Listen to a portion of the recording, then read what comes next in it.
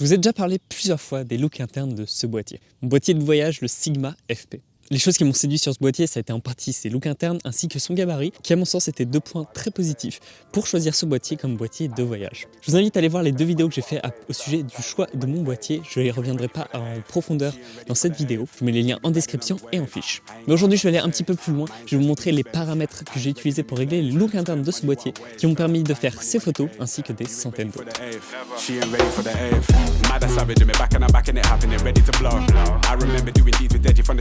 On my own.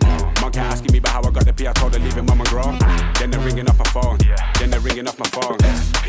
Times changed, but mine's made up. I ain't got line patience. Tried then, don't like baitness. Come close, but swear that went ghost with a hair pack. Never boast loud. Get your bird whacked in my condo where I birth tracks with a gang.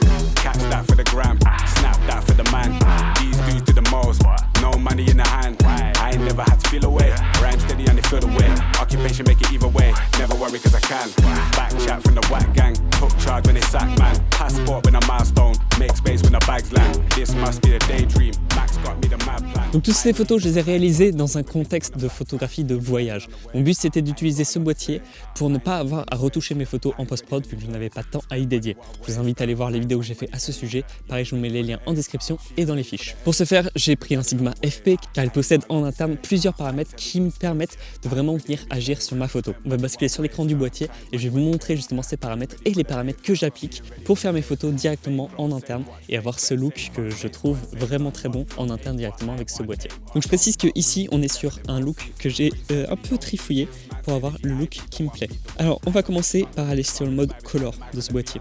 Ici on a une quinzaine de profils possibles et je suis très friand et très fan des deux modes FOV qui sont des dérivés des capteurs FOV1 de Sigma qu'ils ont intégrés dans ces boîtiers. Donc la base de l'intégralité de mes photos c'est le mode Fauve Classic Yellow que je trouve juste parfait pour faire des photos de paysages, des photos d'architecture. Je le trouve un petit peu moins adapté à faire du portrait car je trouve que les jaunes sont un petit peu trop présents pour cela. Ce mode je l'ai personnalisé. Comme vous pouvez voir, je n'ai pas touché au contraste, cependant je suis venu rajouter un petit peu de netteté ainsi qu'un petit peu de saturation. On peut bien sûr venir beaucoup plus agir sur ces paramètres si on va avoir une photo plus ou moins contrastée selon nos besoins.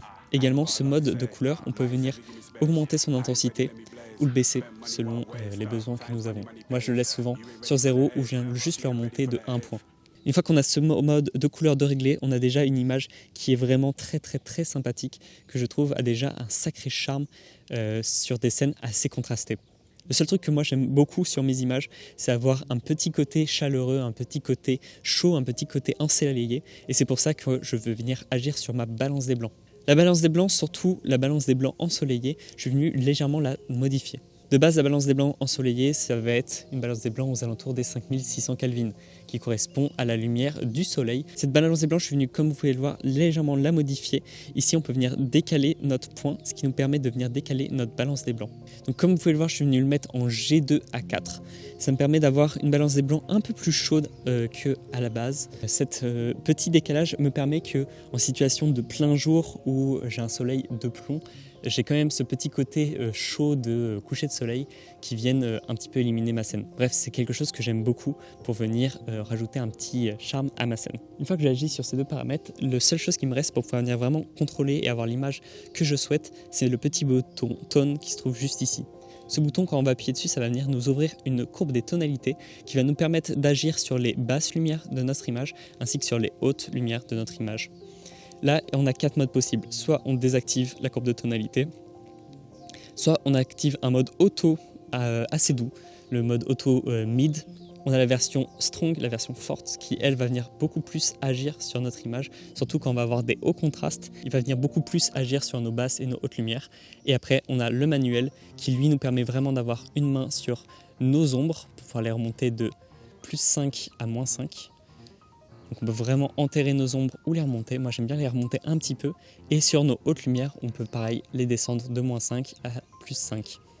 Bref, on peut agir vraiment comme ça sur nos hautes et nos basses lumières. Moi j'aime bien redescendre un tout petit peu nos hautes lumières, ce qui me permet d'éviter d'avoir des zones qui clippent trop facilement. Et en même temps, on évite de trop redescendre les hautes lumières, car quand on les redescend beaucoup trop, on va avoir des aplats gris qui vont pas être sympathiques, qui vont vraiment être très peu naturels. Je trouve vraiment pas intéressant. Après ce mode qu'on vient de créer, si on le souhaite, on peut aller directement dans le système et on va venir l'enregistrer pour garder ce mode sur un des menus custom. Par exemple, moi je vais venir le mettre en C1, hop, on enlève ce qu'il y a en C1 à la place, et voilà.